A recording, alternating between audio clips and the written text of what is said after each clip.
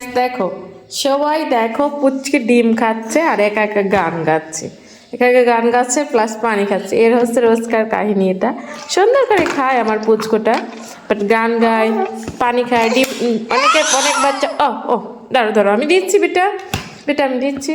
অনেক বাচ্চা আছে যে আচ্ছা ডিম খাবে বাট কুসুম খাবে না। ও হচ্ছে কুসুম ছাড়া ডিম খাবেই না, ওর হচ্ছে এই কথা।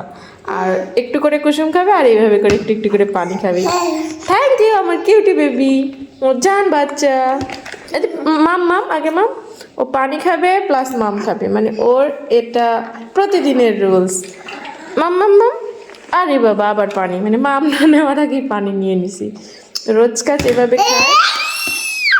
আম, ওকে আম করতে যায়, আমি আম করে ফেলি মাঝে মাঝে। বাচ্চাদেরকে একটু খাওয়াতে কঠিন যদিও, বাট আলহামদুলিল্লাহ আমার বাচ্চাকে সুন্দরভাবে খাওয়ানো যায়।